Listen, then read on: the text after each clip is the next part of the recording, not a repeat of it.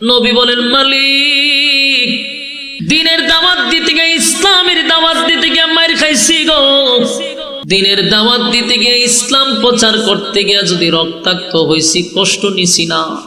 কারণ আপনার দাওয়াত, আপনার দিন আমার প্রচার করা আমার দায়িত্ব, কিন্তু আমি কান্দি না।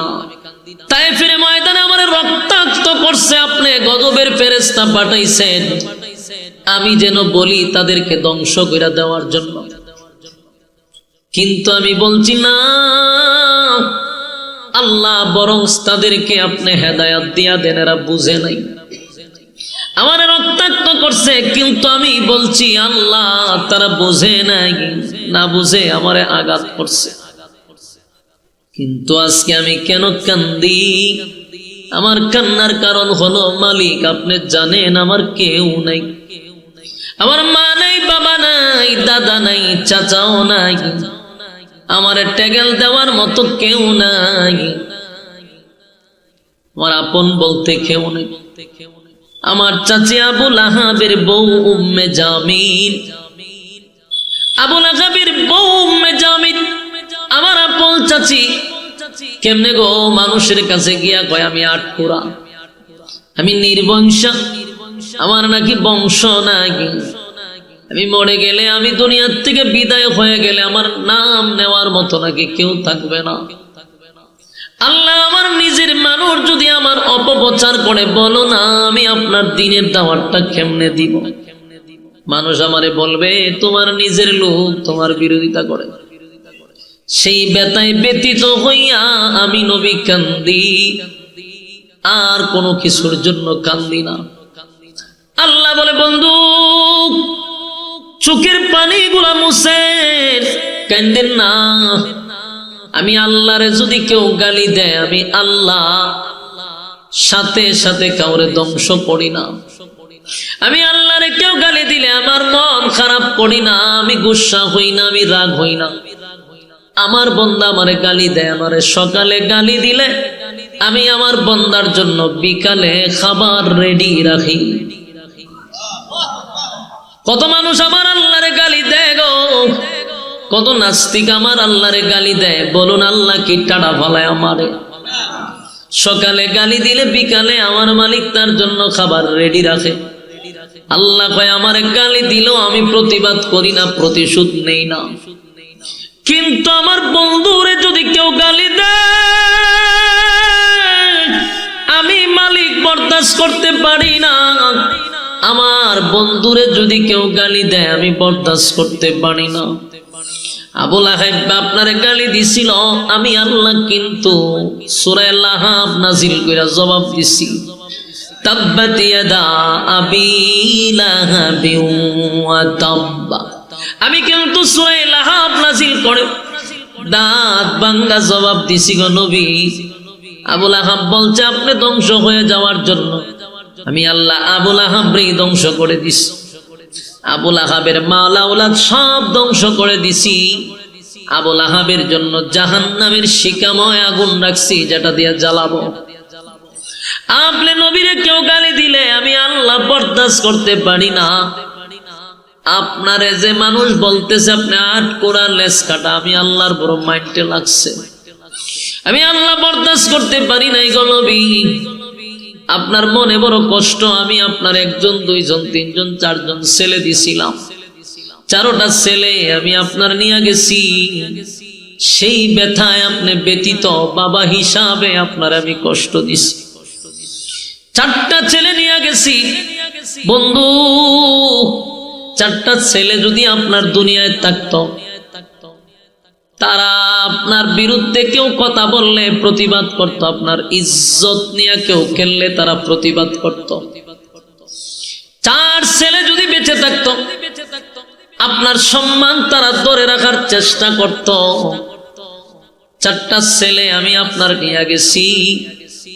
তবে বন্ধু সুসংবাদ আছে, নিলাম তো মাত্র 4 জন, কিন্তু আপনাকে আমি দিছি কোটি কোটি হাজার কোটি রুহানি সন্তান। আপনারে আমি দিলাম 4 জন সন্তান, নিয়ে গেলাম 4 জন সন্তান।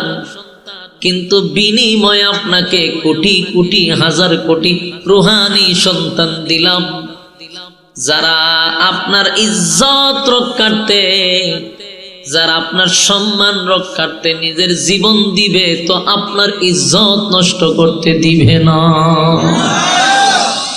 এ নবীর রূহানি সন্তান কারা জানোনি? আমরাই হলাম নবীর রূহানি সন্তান। সুবহানাল্লাহ। আমরাই হলাম নবীর রূহানি সন্তান। এই বাংলাদেশে 16টা বছর আমার নবীরে নিয়ে কত গালাগালি করছে, কত ব্লগাররা আমার নবীর বিরুদ্ধে লেখালেখি করছে। বাংলাদেশের কোন পার্লামেন্টের একজন সদস্য এর প্রতিবাদ করে নাই। যারা লেখালেখি করছে তাদের শাস্তি বাংলার জমিনে কোনোদিন দেখিও নাই। অথচ যদি শেখ মুজিবুরের বিরুদ্ধে কেউ কথা বলছে রে, সকালে বললে বিকালে সে ঘুম হয়ে গেছে, এটার বিচার করতে পারছে। কিন্তু আমার নবীরে গালি দিলে 16 বছরে একটা বিচারও দেখলাম না। আমরা রূহানি সন্তানরা নবীর ইজ্জত রক্ষার জন্য মাঠে ময়দানে আন্দোলন করছি, মাঠে ময়দানে জাপায়া পড়ছি, কিন্তু এই ফেরাউনের গোষ্ঠীরা আমাদেরকে গুলি ঘুরা মারছে। আন্দোলনে করতে গেল আমাদের উপরে গুলি চালাইলো, কিন্তু তারা জানে না আমরা নবীর রূহানি সন্তান, আমরা নবীর ইজ্জত রক্ষার জন্য নিজের জীবন দিয়া দিব, ঠিক কিনা? বাংলাদেশে যদি নেক্সট টাইমে কোনো ব্লগার অথবা কোনো বিধর্মী কোনো মালুর বাচ্চা যদি অথবা কোনো দাদার দালাল যদি নেক্সট টাইমে এমন সাহস করে যে আমার নবীর বিরুদ্ধে গালি দেয়, প্রশাসনে তখন গণার আমাদের টাইম নেই। কথা হয় না? প্রশাসন গণব না, তখন তার জিব্বা ছিঁড়ে কুত্তার নাস্তা বানাবো। যদি কোনো প্রশাসন পাখির মতো গুলি করে, প্রশাসনের গুস্ত দিয়া কুত্তারে খাওয়াবো। কথা ঠিক কিনা? নবীর ক্ষেত্রে কোনো ছাড় আছে নাকি? 16 বছর নবীর বিরোধিতা করছে, প্রতিবাদ করতে গেলে পুলিশ কুত্তা বাহিনী আমাদেরকে গুলি করে মারছে। সেই কুত্তা বাহিনী যদি আবার আমাদের উপরে হাত তুলতে চায়, তাদের গুস্ত কুত্তাদেরকে খাওয়াবো, ঠিক কিনা বলে?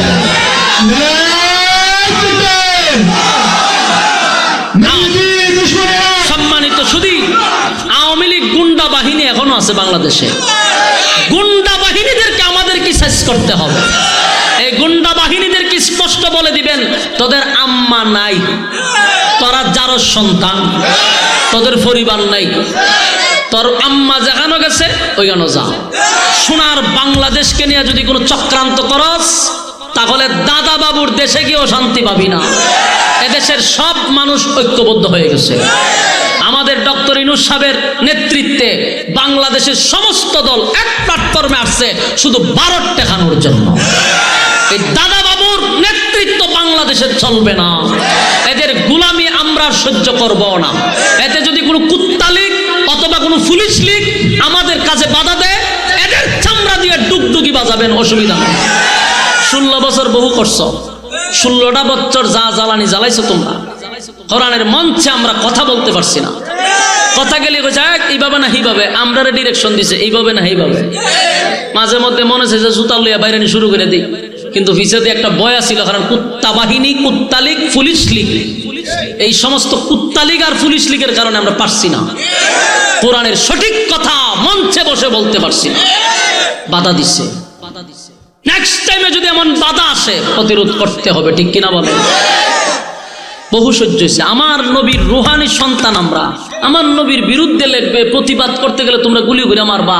তোমরা ফেরাউন হইতাম না, কি কইতাম? ফেরাউনের চেয়েও ভয়ঙ্কর, এগুলো নমরুদের চেয়েও ভয়ঙ্কর ছিল। এরা আসলে কোনো মুসলমান ছিল না, সবগুলা ফেরাউনের উত্তরসূরি ছিল। এই ফেরাউনের বাচ্চাগুলি নবীর বিরুদ্ধে কথা বলে আমরা লামলাম, আমরা মারছে গুলি করে। বুলাতে আপনি যদি আমার কথা মনে করেন যে এমনি কইতেছি, তাহলে নেটে চার্জ দেন। বুলাতে নবীর বিরুদ্ধে লেখছে, মাদ্রাসার ছাত্ররা গেছে প্রতিবাদ করার জন্য। শেখ হাসিনার কুত্তা পুলিশ, এই কুত্তা পুলিশরা গুলি করে আমাদের ভাইদেরকে মারছে, পাখির মতো গুলি করে মারছে আমাদের আলেমদেরকে। এই ইতিহাস কি বলে লিছি? বলি না। এই জন্য তোমাদেরকেও বলছি, বাবা পোশাক লাগাইছো বালা কথা, ওই দিন আর নাই, দিন ভুলে যাও না। জনগণের পক্ষে কাজ করো, আমরা তোমাদেরকে সেলট দিব। তোমাদের জন্য প্রয়োজনে আমরা লড়বো যদি জনগণের পক্ষে কথা বলো। ভারতের পক্ষে কথা কইবা, পোশাক খুইলা পিঠের চামড়া তুলবো আমরা। দেখছো 5 তারিখে কত কুত্তা লিগরে ঝুলায় রাখছে। বাংলাদেশের মানুষ সব পারে, সব পারে। কি পরিমাণ খুব ভিতরে মানুষের জমা। বিশেষ করে আলেমরা বাংলাদেশের সবচেয়ে বেশি নির্যাতিত। আপনি যাই বলেন, আলেমদের চেয়ে নির্যাতিত বাংলাদেশে আর কোনো দল ছিল না। আমরা না ছিল আমাদের বাক স্বাধীনতা। আমাদেরকে তো কোনো কথা বললেই আমরা বানাইতো জঙ্গি। আরে বাইরে জঙ্গি বানালি তো টাসপিরা। মসজিদের একটা ইমাম সাহেব যদি খুতবা লইয়া সিঁড়ির থেকে লামছে, ওইটা তো জঙ্গির বই। খুতবার বইটাও জঙ্গি বানায়া লই গেছে। কি পরিমাণ নাটক আর কি পরিমাণ জুলুম আর নির্যাতন ফেরাউনি কায়দায় বাংলাদেশ চালাইছে। দুঃখে বুক বড়া, কষ্টে কুবে বাংলাদেশের মানুষ ফেসিসকে সরাইছে। এই জন্য এখানেই স্বাধীন হয়েছেন না। এখনো খেয়াল রাখবেন যে আমরা নবীর রুহানি সন্তান। বলুন, আমরা নবীর রুহানি সন্তান। সব আমার বাপরে গালি দে, আমারে গালি দে, সহ্য করবো না। আমার নবীরে নিয়ে গালি দিবা, সহ্য হবে না, সহ্য করব না। আল্লাহ কয় আপনার 60 জন ছেলে নিছি, বিনিময়ে আপনাকে কোটি কোটি রুহানি সন্তান দিছি। রুহানি সন্তান হইল আমরা। আল্লাহ কয় আপনার রুহানি সন্তানরা আপনার ইজ্জতের হেফাজত করবে, আপনার ইজ্জত নষ্ট করতে দিবে না। প্রয়োজনে তারা জীবন দিবে আপনার ইজ্জত রক্ষার জন্য। বাস্তব না বাস্তব? সম্মানিত সুধী, আল্লাহর নবীকে আল্লাহ সান্ত্বনা দিতেছে। বন্ধুরে বন্ধু সান্ত্বনা দেয় যে সন্তান নিচে কয়জন? 60 জন। জোরে কোন কয়জন? আল্লাহ কয় নিলাম তো 60 জন, দিলাম কোটি কোটি হাজার কোটি রুহানি সন্তান। বন্ধু কাইন্দেন না, মনে করছেন আপনার ছেলেগুলারে নিয়ে গেছি, আপনার নাম বলার কেউ থাকবে না? না বন্ধু না, এই দুনিয়া থাকবে যতদিন আপনি নবীর নাম থাকবে ততদিন। নাম থাকবে আপনার, তারা আপনাকে প্রচার করে আপনার নাম নেওয়ার মতো কেউ থাকবে না। অথচ আমি আল্লাহ ওয়াদা দিলাম, আমি আল্লাহর নাম থাকবে যতদিন আপনি নবীর নাম থাকবে ততদিন। দেখেন প্রতি সেকেন্ডে সেকেন্ডে নবীর নাম কিন্তু নেওয়া হচ্ছে। আপনি নেন নাই, কিন্তু আপনার পাশের মানুষটা নিছে। পাশের মানুষ নেয় নাই, কোনো না কোনো জায়গায় নবীর নাম সেকেন্ডে সেকেন্ডে নেওয়া হচ্ছে। সুবহানাল্লাহ। আল্লাহ কয় বন্ধু কান্দিন না, এই নেন আপনাকে আমি একটা গিফট করলাম। যে গিফট আমি আদমকে করি নাই, আমি আল্লাহ ইব্রাহিম খলিলুল্লাহকে করি নাই। আমি আল্লাহ ইব্রাহিম রে এই নিয়ামত দান করি নাই। মুসা কালিমুল্লাহ আমার সঙ্গে কথা বলতো, সুসম্পর্ক, কিন্তু আমি এই নিয়ামত তারে গিফট করি নাই। নবীজি আপনাকে এমন একটা জিনিস গিফট করলাম যেটা হাসরের মাঠে সবচেয়ে বড় গুরুত্বপূর্ণ। এটার নাম হলো কাউসার। ইন্না আতাইনাকাল কাউসার, নিশ্চয়ই আমি আপনাকে কাউসার দান করলাম। এই উড়ান, দুটোটার উড়ান, উড়ান। 3 বার ওয়ার্নিং দিছি। বেয়াদব পোলাটা, বেয়াদব বইয়া এখানে আপনারা আবার একখানে বইতেছেন। এই পিছনে পড়া, আমার দ্বারও বে ফাইজলামি করতেছে অনেকক্ষণ ধরে। আবার দুটার একখানে বস। হ্যাঁ তুই কেন দাঁড়া। আরে কয়টা শতান যে রূপে আল্লাহ জানেন। অনেকক্ষণ ধরে এখানে দুটা বই বয়ে খাচ্ছেন। আমি বারবার চাই, কিন্তু ডরায় না, ডরায় না। যেটা কিয়ামতের আলামত। আগে আমরা ছোট থাকতে বড়রা বুলকিতে চাইলে বইতে দিছি, ডরে। এটা তো কিয়ামতের আলামত। এ চাইলে আরো আসে আর আনন্দ লাগে। তোরা একটা কিয়ামতের আলামত, তুই কিয়ামতের আলামত। এ সামনে বইছে রে, যাতে না লড়তে পারে। শয়তান তো চতুর্দিকে ঘুরে বর করতো কার উপরে, এডির উপরে বর করে। এই যে মুভমেন্ট ঘুরাই দিচ্ছে, এখন আমার মনোযোগ নষ্ট করে দিছে। এটা কিন্তু শয়তানের একটা ফায়দা হয়েছে। এই জন্য আপনারা মনোযোগ নষ্ট করেন। আল্লাহ কি কয়? নিশ্চয়ই আপনাকে আমি কাউসার দিয়া দিছি। দিব এই শব্দ কইছে না, বলছে দিয়া দিছি। দেখেন নবীরে খুশি করালে আল্লাহ কি কি পদক্ষেপ নিছে। এক নম্বর হলো ইন্না আতাইনাকাল কাউসার, নিশ্চয়ই আমি আপনাকে কাউসারটা দিয়া দিলাম। সুবহানাল্লাহ। নবী এমনি এমনি মুস্কি হাসি দিছে না, এত কষ্টের মাঝখানে আমার নবী মুস্কি হাসি দিয়া কয় সাহাবীরা রে, এমন একটা সূরা নাজিল হইছে যা পুরাটাই আমি নবীরে খুশি করার জন্য। আল্লাহ বলেন ইন্না আতাইনাকাল কাউসার, পয়গম্বর আমি আপনাকে কাউসারটা দান করে দিলাম। কাউসার দান করে দিছে। এরপর আল্লাহ কয় ফাসাল্লি লিরাব্বিকা ওয়ানহার। এরপর আল্লাহ বলেন ফাসাল্লি লিরাব্বিকা ওয়ানহার, আপনার রবের জন্য আপনি সালাত আর কুরবানি দেন। এখানে দুইটা কথা, একটা হলো সালাত আর একটা হলো কুরবানি। আমার প্রশ্ন হলো কাউসারের সঙ্গে সালাত আর কুরবানির কি সম্পর্ক? তাফসীর কারকরা বুঝাইছেন কাউসারের পানি যদি পান করতে চাও তাহলে বেনামাজি হইলে পানি পান করতে পারবা না। কোন বেনামাজিকে আল্লাহ পানি পান করবে না। শর্ত হলো নামাজি হতে হবে। আল্লাহ কয় বিনিময়ে আপনাকে আমি কাউসার দিলাম, আর আপনার রবের জন্য আপনি সালাত আদায় করেন আর কুরবানি দেন। তাহলে সালাত আদায় যারা করবে না, আগের থেকেই সিগন্যাল পাওয়া গেল পানিও তারা পান করতে পারবে না। এই নামাজ ছাড়া কোন মানুষ হাউজে কাউসারের পানি পান করতে পারবে না। তাহলে আমাদের এই প্যান্ডেলের ভিতরে এরকম রোগে আক্রান্ত আছে না নাই? রোগে আক্রান্ত আসেনি? আমি আপনাদের উদ্দেশ্যে বলবো, হাউজে কাউসারের পানি যদি পান করতে চান, নামাজ ছাড়া বিকল্প কোনো রাস্তা নেই। আল্লাহ বলেন ক্বালু লাম নাকু মিনাল মুসাল্লিন।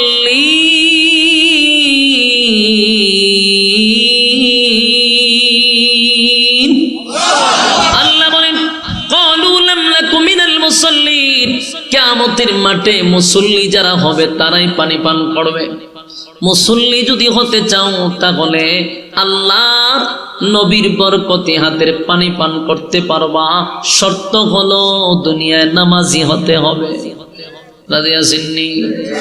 আল্লাহ বলে বন্ধু আপনাকে আমি কাউসার দান করলাম, জানেননি কাউসার কি জিনিস? এটা সাধারণ কোনো জিনিস না। হাসরের মাঠে সবচেয়ে গুরুত্বপূর্ণ হলো হাউজে কাউসার। এই পানি যদি পান করে কেউ তাহলে তার অবস্থা হবে একরকম, পানি যদি পান না করে তার অবস্থা হবে আরেক রকম। এই পানির এত দাম, এত দাম, এত দাম, এত দাম, হাউজে কাউসারের পানির এত দাম। এই পানি যারা পান করবে তাদের কপাল ফুলে যাবে, পানি যারা পান করবে না তাদের কপাল পুড়ে যাবে। উপায় নাই, উপায় নাই। কারণ হাসরের মাঠে যখন মানুষ দাঁড়াবে, কলিজা পাটা পিপাসা লইয়া কিন্তু দাঁড়াবে। হায় রে, তামাম পৃথিবীর পানি যদি তার মুখে ঢেলে দেওয়া হয় পিপাসা নিবারণ হবে না। সেই অবস্থায় যখন দাঁড়াবে, আল্লাহর নবী বলেন আমার বরকতি হাতের এক পেয়ালা পানি যদি কেউ পান করতে পারে, এই তৃষ্ণা নিবারণ হবে রে। এমন নিবারণ হবে 50,000 বছরের ভিতরেও পানির পিপাসা লাগবে না। এই পানি পান করতে হলে বলুন শর্ত আছে না নাই? এক নাম্বার হলো বান্দারে ঈমান আনতে হবে এক আল্লাহর উপরে। বলুন ঈমান আনতে হবে কার উপরে? ঈমান আনছেন কিন্তু আবার বাবার কাছেও চান, এইরকম ঈমানের দরকার নেই। ঈমান ঈমান যদি আনে দিলে জুতা দাবি দেবে ফেরেশতারা। হিন্দুরাও মানে আল্লাহ একজন আছে কিন্তু চায় গিয়া মার কাছে। আবার মাজার পূজারীরা মানে আল্লাহকে কিন্তু চায় গিয়া জড়ার কাছে, লেংটার কাছে। তাহলে তুই আর হেরার মধ্যে বেশ কমটা কোথায়? আমরা চাইবো কার কাছে? আমাদের জীবন মরণ সব কার কাছে? আমাদের নামাজ রোজা কার জন্য? আল্লাহর জন্য, আল্লাহর জন্য। ইন্না সলাতি ওয়া নুসুকি ওয়া মাহইয়ায়া ওয়া মামাতি লিল্লাহি রাব্বিল আলামিন লিল্লাহি রাব্বিল আলামিন লিল্লাহি রাব্বিল আলামিন ইন্না সলাতি ওয়া নুসুকি ওয়া মাহইয়ায়া ওয়া মামাতি লিল্লাহি রাব্বিল আলামিন লিল্লাহি রাব্বিল আলামিন লিল্লাহি রাব্বিল আলামিন আমার নামাজ আমার রোজা আমার হজ আমার যাকাত সব কিছু তোমারই জন্য ইন্না সলাতি ওয়া নুসুকি ওয়া মাহইয়ায়া ওয়া মামাতি লিল্লাহি রাব্বিল আলামিন লিল্লাহি রাব্বিল আলামিন লিল্লাহি রাব্বিল আলামিন বলুন নামাজ কার জন্য আমার নামাজ আমার রোজা আমার হজ আমার যাকাত আমার জান আমার কুরবান সব আমার মালিকের জন্য বরাদ্দ এই মাথাটা যদি নোয়াইতে হয় কার কাছে নোয়াবো আল্লাহ ছাড়া কি কারো কাছে মাথা নত করা যাবে এ পীরের পায়ে তারপরে মাজারে বাজারে পাথরে সেজদা দিলে বলুন ঈমান থাকবো কথা হয় না শিরিক করো না বেদাত করো না আল্লাহ ছাড়া কারো কাছে মাথা নত করো না শিরিক করো না বেদাত করো না আল্লাহ ছাড়া কারো কাছে মাথা নত করো না শিরিক করো না বেদাত করো না আল্লাহ ছাড়া কারো কাছে মাথা নত করো না পীরের পূজা ঘোরের পূজা ইসলামেতে নাই তবু মানুষ আল্লাহ ছাড়া মাথা যেন আয় ঠিক পীরের পূজা ঘোরের পূজা ইসলামেতে নাই তবু মানুষ আল্লাহ ছাড়া মাথা যেন আয় কোরআন পড়ো হাদিস শিখো কোরআন পড়ো হাদিস শিখো তার ওদিকে যেও না শিরিক করো না বেদাত করো না আল্লাহ ছাড়া কারো কাছে মাথা নত করো না শিরিক করো না বেদাত করো না আল্লাহ ছাড়া কারো কাছে মাথা নত করো না এই তরিকা সেই তরিকা